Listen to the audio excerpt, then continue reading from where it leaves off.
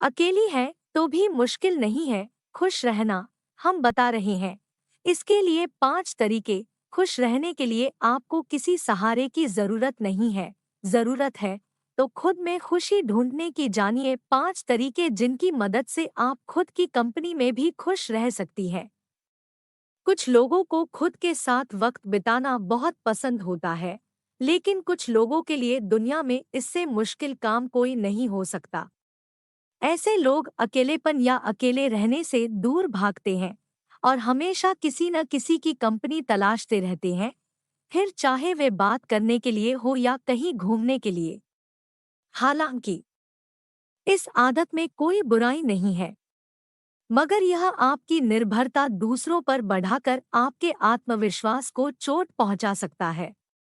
हमेशा खुशियों के लिए दूसरों का सहारा ढूंढने वाले लोग अक्सर भावनात्मक रूप से चोटिल होते रहते हैं और फिर तनाव के शिकार हो जाते हैं।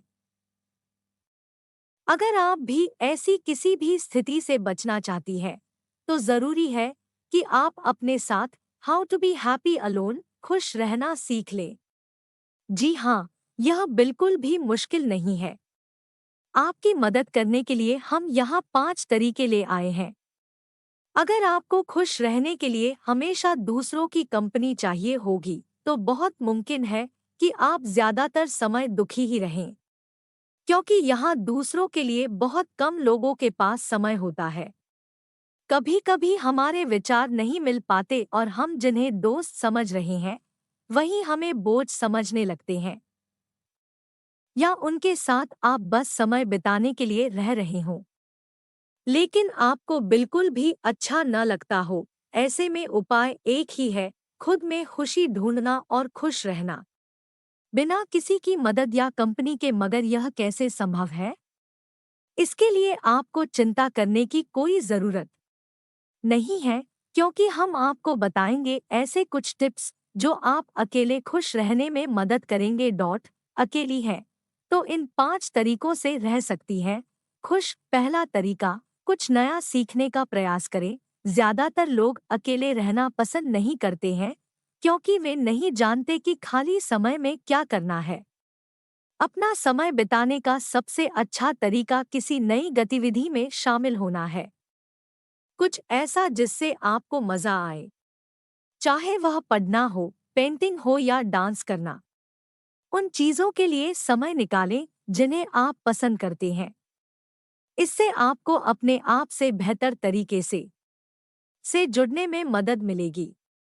दूसरा तरीका, खुद को पैम्पर करें। अपने व्यस्त जीवन में हमें शायद ही अपने लिए समय मिल पाता है। अपने आप को समय देना और खुद को पैम्पर करना बहुत जरूरी है। तो एक अच्छे स्पा सेशन के लिए जाएं या अपने पसंदीदा रेस्तरां में खाना खाएं। अपने शेड्यूल से थोड़ा ब्रेक लें, यकीनन आपको अच्छा लगेगा। तीसरा तरीका, फिजिकली एक्टिव रहें। हम अक्सर नियमित व्यायाम के महत्व को कम आंकते हैं, लेकिन यह उन महत्वपूर्ण गतिविधियों में से एक है जो आपको खुश रहने के साथ साथ स्वस्थ रहने में भी मदद करती है। व्यायाम करने से आपके मस्तिष्क में एंडोर्फिन न्यूरोट्रांसमीटर जारी करने में मदद मिलती है, जो आपको खुश महसूस करा सकते हैं। यहाँ तक कि आपको शारीरिक रूप से सक्रिय रहने में मदद मिलती है।